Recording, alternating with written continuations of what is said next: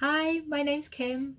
Kernowcraft have kindly asked me to do a story for them, and the reason they've asked is because I've set myself a challenge for 2019, and it's to do 12 months of metal. So I've been silversmithing for about 20 years, I've been a Kernowcraft customer for about 20 years, and I've been teaching full-time for about 15. And I always recommend Kernowcraft to my students because one of the biggest things I find, people just get overwhelmed when you're starting out. There's so much choice, there's so many tools, you don't know where to start.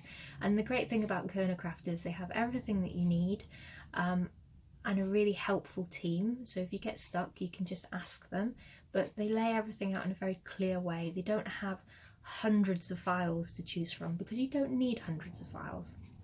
And that's one of the things that got me thinking, actually, what do you need to do silversmithing? And the reality is you need very, very little. So like I say, for the next 12 months, I've decided to completely strip everything back, start right at the beginning and see just what's achievable with the very, very basics. So in month 1, we're looking at cutting metal sheet with tin snips and texturing it with metal hammers.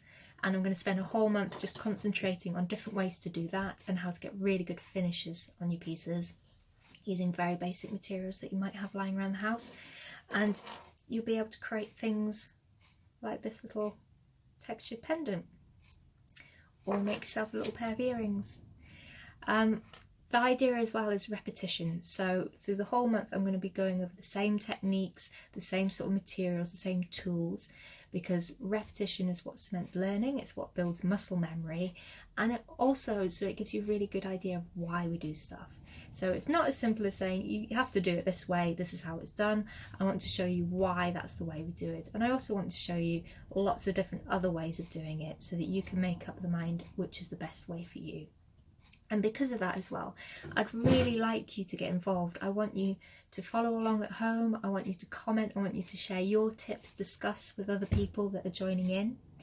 Kernowcraft very kindly said that they're going to do a monthly roundup. So they're going to take all the basics of what I've done that month and put it on their blog and their social media so that you can find everything in one place. But equally, if you follow along online at Make It Kim Today, you'll be able to join in the discussion and just see what's going on and ask questions as we go. Please share any pieces that you make as well, or any stumbling blocks that you hit to do with the techniques that we're covering each month. It would be really great to hear from you.